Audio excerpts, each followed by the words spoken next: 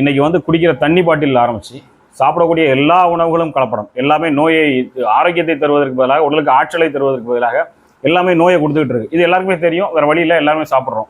இப்போ இதன் மூலமாக நடக்கக்கூடிய வர்த்தகம், அந்த பொருள்களை விற்பதில் தொடங்கி அது உருவாக்கக்கூடிய நோய்களுக்கு மருந்து விற்பதில் தொடங்கி எல்லாத்துலேயுமே ஒரு வணிகம் இருக்குது.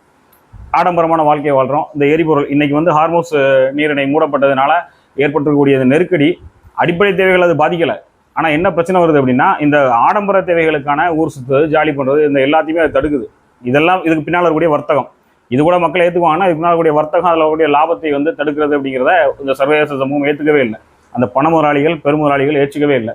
இப்போ இந்த மாதிரியான விஷயங்கள் ஃபுல்லாகவே இதுக்குள்ளே இருக்குது. இந்த தற்சார்பு பொருளாதாரம் அப்படிங்கிற ஒரு கட்டமைப்பு பேசப்படுறதே அபாயகரமானது. அது துளிர்க்கும் போதே கிள்ளி எரிஞ்சிடணும் அப்படிங்கிறதுல இந்த முதலாளித்துவ ஜனநாயகம் ரொம்ப தெளிவாக இருக்கும்.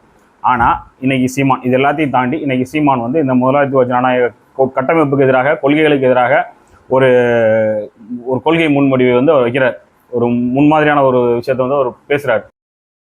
இப்போ நம்ம பேசணும்ல, இந்த உலகம் முழுக்க இருக்கக்கூடிய இந்த கட்டமைப்புக்குள்ள வந்து யாரெல்லாம் தற்சார்பு பொருளாதாரத்தை பேசுகிறாங்களோ, கொள்கையை பேசுகிறாங்களோ, இவங்க எல்லாத்தையுமே வந்து ஆரம்ப கட்டத்திலேயே கிள்ளி எறியக்கூடிய இந்த முதலாளித்துவ கட்டமைப்பு சீமானை வந்து விட்டு வச்சிருக்காங்க. இன்னும் சொல்ல போனால் விட்டு வச்சிருக்காங்க அப்படிங்கிறத விட, சீமானுக்கு பின்னால இருந்து சீமானை யார் இயக்குகிறார்கள் அப்படின்னு நீங்கள் ஒரு 10 வருஷம் பார்த்தீங்கன்னு வைங்களேன்,